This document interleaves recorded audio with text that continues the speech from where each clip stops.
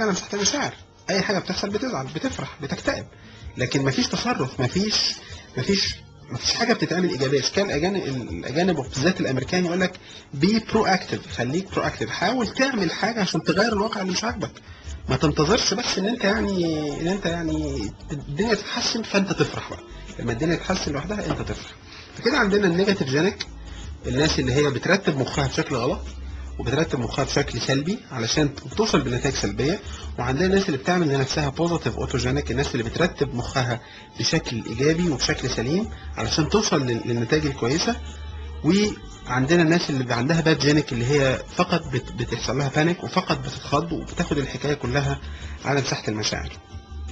هنكمل مع بعض وهنتكلم وهنقول ايه علاقه الذكاء بالاوتوجينيك، وايه علاقه هل الذكاء هو الاوتوجينيك ولا الاوتوجينيك غير الذكاء.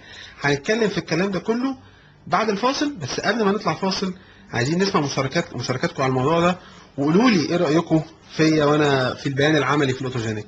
نلتقي بعد الفاصل. ورجعنا تاني اعزائي المستمعين في الشغلك والاوتوجينيك. لسه مستنيين مشاركاتكم ومستنيين اراء حضراتكم في التجربه العمليه لمحمد حسين على الهوا لوحده على 27/9/50/70/6 27/9/50/70/6. قولوا لنا رايكم في التجربه العمليه ونرجع تاني نتكلم عن الاوتوجينيك. ناس دايما تستغرب تقول لك الراجل ده مر بالتجربه دي 100 مره. انت بتتكلم عن الخبره وبتتكلم عن الناس اللي هي بتتاثر لما بتتعلم وبتنضج اكتر لما تمر التجارب، والناس اللي هي لما بيحصل موقف بتستوعبه.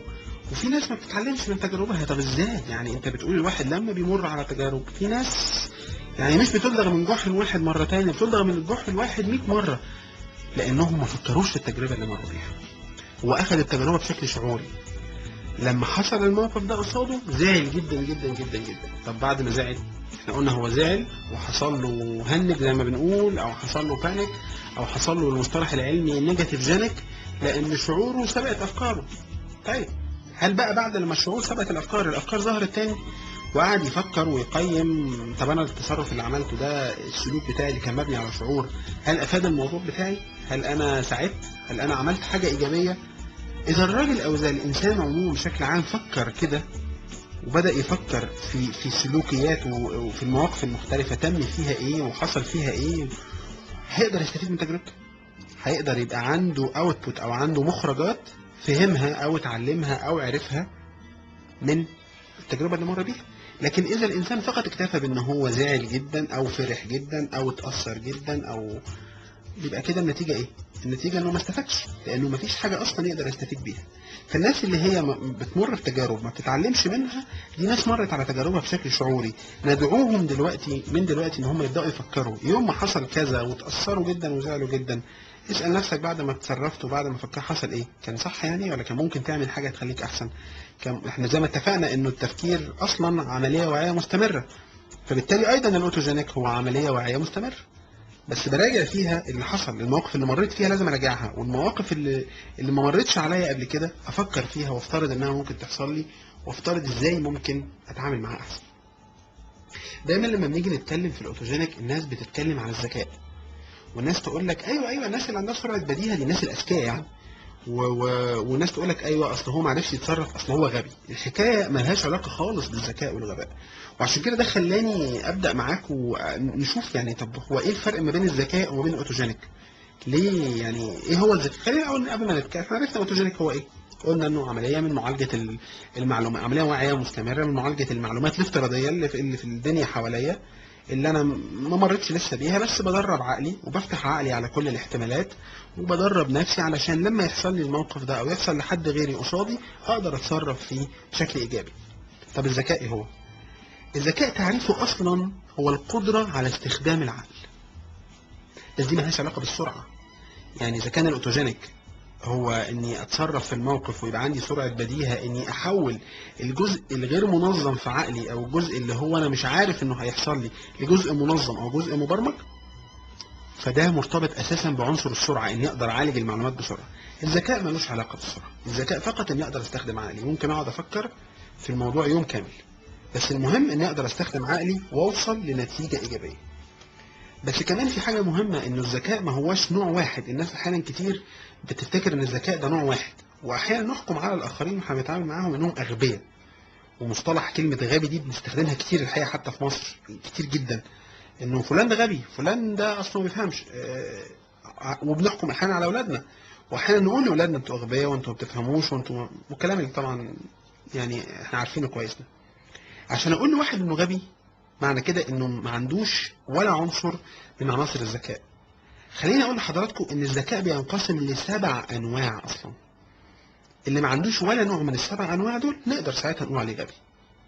وهقول لكم حاجه غريبه جدا، احصائيات، ان اخر احصائيه لسه معموله في 2008 ان الاغبياء نسبتهم 1 لكل 30,000 بني ادم. اسف، الاغبياء اسف، نسبتهم 1 لكل 30,000 بني ادم. يعني كل ما تقابل في حياتك 30,000 واحد هتقابل فيهم واحد بس غبي. وعلى فكره الاحصائيات دي احصائيات من كذا دوله، عشان ما حدش يقول لي ان الاحصائيات دي تلاقيها في اليابان ولا في امريكا. الاحصائيات دي في كل حته. الدراسه دي معموله، عاملها معهد اسمه معهد هيرمان لابحاث الدماغ، ليه فروع في كل حته وفي الشرق الاوسط وفي مصر. يعني انا كل 30,000 واحد بقابل واحد بس غبي. كل 30,000 هتقابل واحد غبي. طب مين هو الغبي؟ الغبي اللي ما عندوش ولا نوع من انواع الذكاء ال7 اللي هنقولهم دلوقتي. اول نوع في انواع الذكاء هو الذكاء العاطفي. نسمع كتير وبنقرا كتير في اعلانات الوظائف يقول لك عايزين موظف يكون سيلف موتيفيتد، يعني هو راجل بيحمس نفسه او بيقدر يحفز نفسه ذاتيا. ده معناها ان الراجل عنده ذكاء عاطفي. والذكاء العاطفي دلوقتي بقى بيتدرب في كورسات لوحده، بنسميها ايموشنال انتليجنس، لوحده بيتدرب الناس لوحدها الذكاء العاطفي.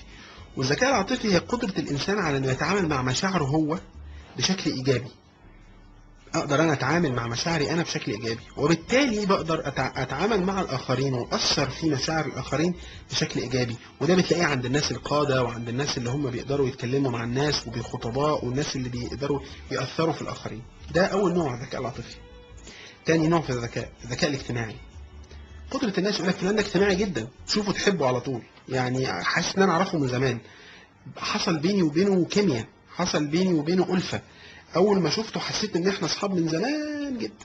قدرة الناس على التواصل مع الآخرين والتعامل معاهم بشكل جيد، ده نوع من أنواع الذكاء. وعلى فكرة النوع ده مهم جدا برضه، وبينبني عليه أعمال. وممكن الواحد فقط يبقى شغلته في الدنيا إنه، والمهارات الأساسية بتاعته اللي بيتكسب منها واللي بيعيش عليها، إنه عنده ذكاء اجتماعي جيد أو عنده ذكاء عاطفي جيد. يعني مش بالضرورة يكون الذكاء زي ما إحنا فاهمينه، مش ضروري يكون مذاكره. يعني مش ضروري يكون الذكاء ده اللي هو بتاع المذاكره. دايما اولياء الامور ينظروا لابنهم اللي بيذاكر وبيجيب درجات كويسه انه ذكي، والمفاجاه انه احيانا يكون هو بيجيب درجات كويسه عشان هو مش ذكي بدرجه عاليه، ان هو ما بيشغلش مخه بدرجه عاليه، هو بيستعمل مخه كهارد ديسك، كخزنه بيشيل فيها شويه معلومات ويكتبهم وخلاص.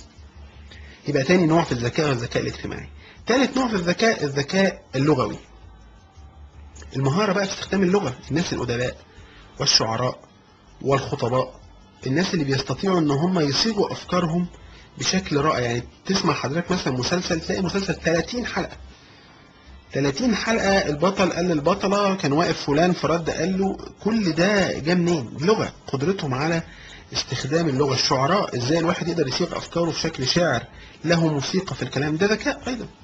وحتى بعض الشباب دلوقتي اللي هي الناس اللي بتتكلم بالافيهات، يعني تقول كلمه فيروح يقول لك مثلا كلمه فيروح مغير حرف فيها ويروح قايل معنى تاني مختلف خالص من غير حرف، ده ايضا ذكاء لغوي. نوع رابع من الذكاء اليدوي. القدره على استخدام الايدين والاطراف عموما بشكل دقيق جدا. واحيانا احنا لما نتفرج على الناس اللي عندها ذكاء اليدوي دي نصل ان احنا ننبهر. انت شايفه بيعمل ايه، شايفه بيعمل ازاي، لكن هل تقدر تاخد ادوات وتعمل اللي بيعمله؟ هل لو اتفرجت مثلا على الساعاتي اللي بيصلح الساعات تقدر تعمل اللي بيعمله؟ مستحيل. هل لو اتفرجت على الراجل الميكانيكي حتى اللي هو بيصلح العربيه ومعاك نفس الادوات تقدر تعمل اللي بيعمله؟ صعب جدا. لعيبه الكوره سواء كره قدم او كره يد ايضا عندهم ذكاء يدوي، يعني هو بيطلق اسم الذكاء اليدوي على استخدام الاطراف بشكل عام سواء كانت يدين او رجلين. الجراح عنده مهاره يدويه وعنده ذكاء يدوي رائع، ده نوع من انواع الذكاء. النوع الخامس الذكاء الفراغي او التخيلي. قدره الانسان انه يتخيل حاجه مش موجوده اصلا ويرسمها. شوفوا حضراتكم المصممين بقى اللي هم المهندسين اللي بيقعدوا تلاقي اللوحه بيضه تماما، وتسيبه ساعتين ثلاثه تيجي تلاقيه راسم لك رسم تفصيلي لشقه طولها 100 وكذا